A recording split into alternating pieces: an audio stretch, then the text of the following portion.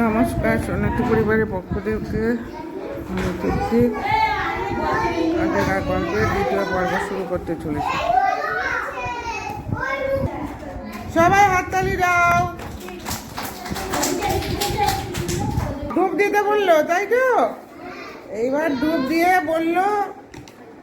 দিয়ে বললো যে তোমরা ডুব দাও, আমরা এখানে দাঁড়িয়ে আছি।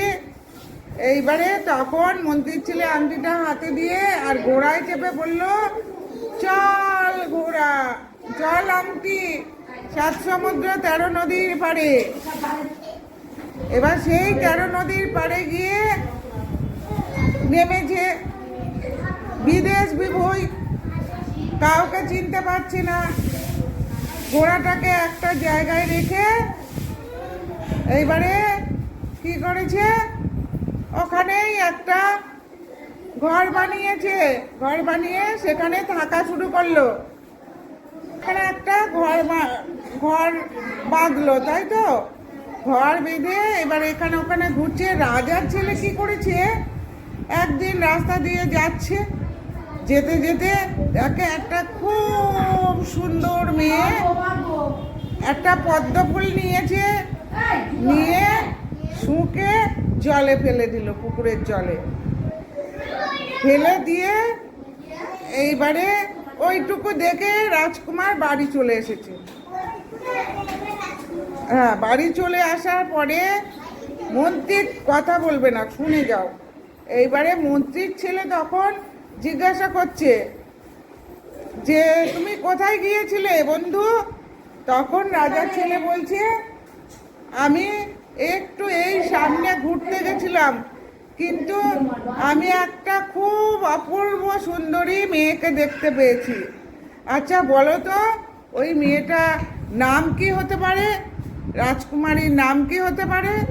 তখন বলল, রাজকুমারী কি করেছে আমাকে বলো। তখন ওই রাজার ছেলে কি বলল রাজকুমারীটা পুকুরে স্নান করতে নেমে একটা পদ্ম ফুল শুঁকে আর জলে ফেলে দিয়েছে। তখন বলছে মন্ত্রীর ছেলে চালাক তো, বলছে ওই রাজকন্যার নাম পদ্মাবতী। পদ্ম ফুলটা ওই যে জলে ফেলেছে, ওই ফুলের নামানুসারে মেয়েটার নাম, রাজকুমারীর নাম পদ্মাবতী। রাজকুমারের খুব পছন্দ হয়েছে, বলেছে আমি ওই মেয়েটাকেই বিয়ে করব। তখন মন্ত্রীর ছেলে বলে, এ তো বড় বিপদে পড়লাম, বন্ধুকে তো আমার সাহায্য করতে হবে। তাই তখন সে এইবারে গেছে। এইবারে সেইখানে ওরা যেখানটায় বাড়ি করেছে সেখানে একটা মালিনী ছিল। মালিনী রোজ ফুল তুলে তুলে, এক ঝুড়ি ফুল তুলে ওই রাজার বাড়িতে দিয়ে আসতো। রাজার বাড়িতে দিয়ে আসার সময় রাজকুমারীরও বিছানাপত্র সব পরিষ্কার করে দিত ওই মালিনী। তখন রাজকুমার সেই মালিনীকে ধরে ওই রাজকুমারীর কাছে পৌঁছাবে বলে ঠিক করলো। এইবারে মালিনী মাসিকে সাধলো যে কি হয়েছে সাধলো যে কিভাবে ওই রাজকুমারীর কাছে আমি যাব। তখন মালিনী মাসি বলল, না বাবা, ওখানে কোনো ছেলেরা যায় না, ওই রাজকুমারীর ঘরে কোনো পুরুষ মানুষ যায় না। তুমি তো চাই, তোমাকে আমি নিয়ে যেতে পারবো না। তখন রাজকুমার কি বলল, ঠিক আছে, আমি মেয়ের বেশেই যাব তোমার সঙ্গে।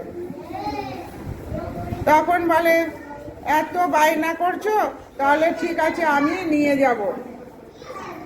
তারপরে কি করলো, মেয়ে সাজলো রাজকুমার। মেয়ে সেজে ওই রাজকুমারীর বাড়িতে গেল। সবাই জিজ্ঞেস করছে গেটের মুখে, মালিনী তো রোজ একা যায়, তাই সামনে যারা প্রহরী তারা জিজ্ঞাসা করলো, ও মাসি তুমি একা তো আসো, আজকে তোমার সঙ্গে ও কে এসেছে? ওকে তো আমরা ঢুকতে দিতে চাই না, দিলে রাজামশাই আমাদের গড়দান দেবে। তখন মালিনী মাসি বলল, ও আমার ভাইঝি হয়, ও রাজকুমারী দেখবে বলে আমার সঙ্গে এসেছে, একটা দিন তোমরা তাকে দেখতে দাও। বায়না করেছে, অনেক দিন পরে আমার কাছে এসেছে, তাই আমার সঙ্গে যাবে। ও তো মেয়ে, তোমাদের তো কিছু হবে না। তখন প্রহরীদের এই মনটা একটু বললো ঠিক আছে নিয়ে যাও। এইবারে যেতে যেতে তখন সেই রাজকুমারীর ঘরে গেল।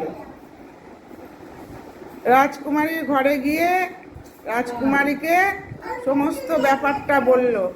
রাজকুমার, যে আমার তোমাকে পছন্দ হয়, আমি তোমাকে বিয়ে করতে চাই।